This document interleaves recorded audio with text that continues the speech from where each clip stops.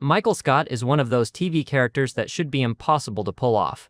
On paper, he's a walking HR incident. Needy, inappropriate, loud, clueless, constantly stepping on people's toes while insisting he's the best boss in the world. If you played him even slightly wrong, the whole show collapses into either a cruel joke or a cartoon. And that's why the casting matters so much here, because the job wasn't be funny. The job was make the audience survive him and then eventually care about him.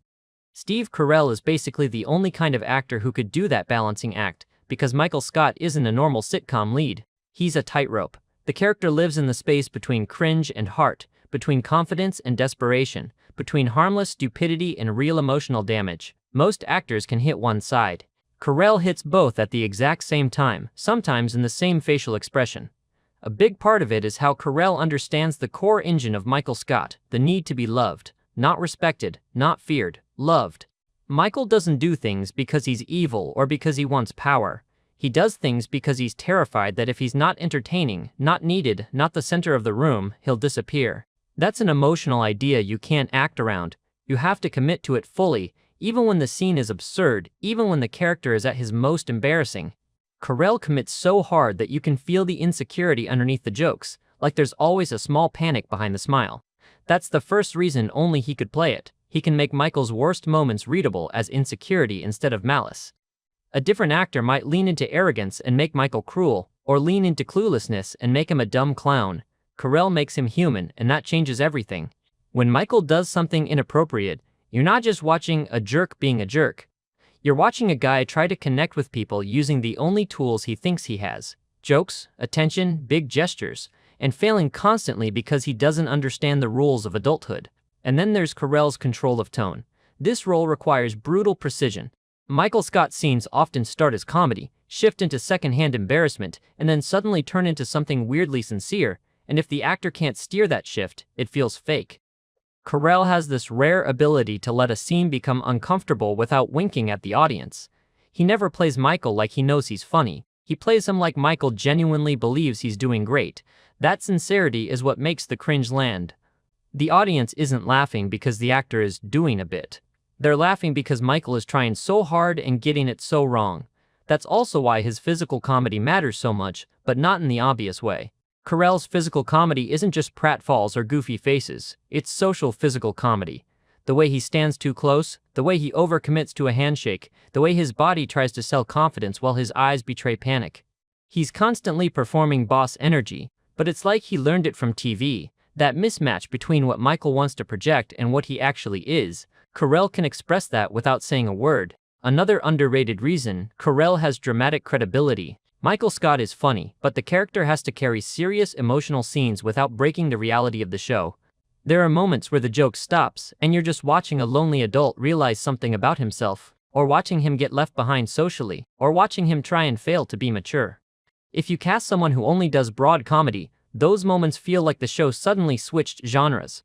Carell can do the emotional turns in a way that doesn't feel like a different character showed up.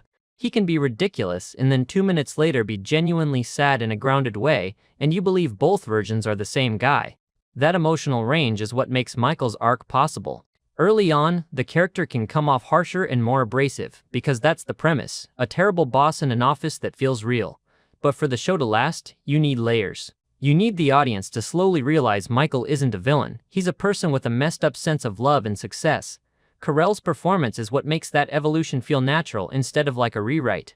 Even in Michael's worst early behavior, Carell slips in little hints of vulnerability, tiny looks, quick disappointment, the way he reacts when a joke doesn't land, that tell you there's more going on than just this guy is awful. And that brings us to the tricky part, likability. Michael Scott is not consistently likable on a surface level. He embarrasses people, he ruins moments, he makes everything about himself, yet millions of people end up rooting for him. That isn't just writing. That's Carell's ability to generate empathy without begging for it. He doesn't soften Michael by playing him nice, he softens him by playing him lonely. You can sense that Michael's confidence is taped together. You can sense he's performing happiness because the alternative scares him. A different actor might try to force the audience to like Michael by smoothing out the edges, making him gentler, making him less offensive.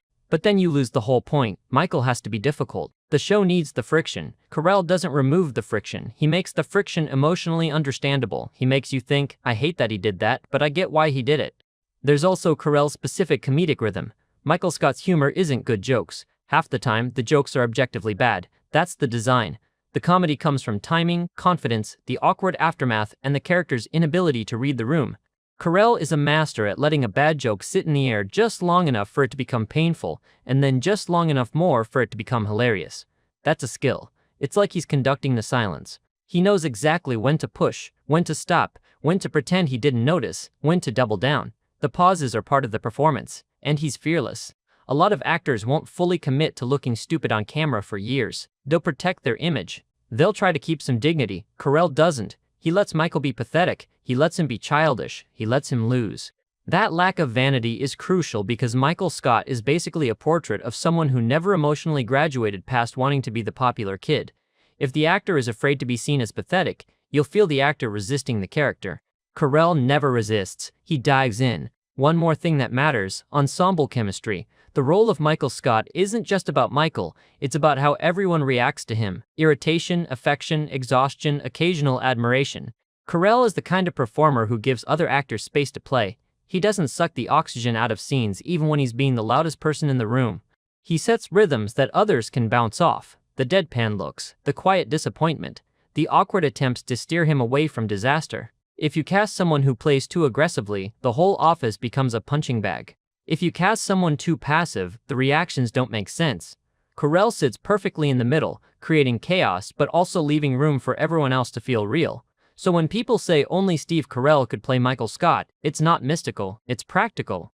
The character requires someone who can be hilarious without trying to be lovable, someone who can be painfully cringe without becoming hateful, someone who can shift into real emotion without feeling like a different show, someone with the confidence to look pathetic and still keep the audience with him, someone who can make bad jokes funny through timing and sincerity, someone who can lead an ensemble without flattening it.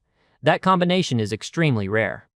Steve Carell has comedic precision, dramatic weight, and a kind of emotional transparency that lets you see what Michael is really doing under the surface. And because Michael Scott is basically a human contradiction, a man who wants to be admired but is desperate for love, who acts confident but is insecure, who tries to be the hero but keeps tripping over his own immaturity, you need an actor who can hold contradictions in one face. Carell does that. He makes Michael Scott feel like a real person you might actually know, exhausting, sometimes unbearable, occasionally sweet, often tragic and weirdly unforgettable.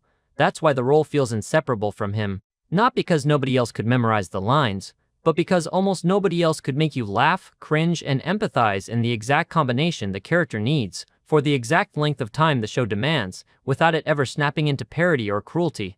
If you want, I can also do a version that's more video essay narrator style, more punchy and cinematic, or a tighter version that's more direct and argument-driven.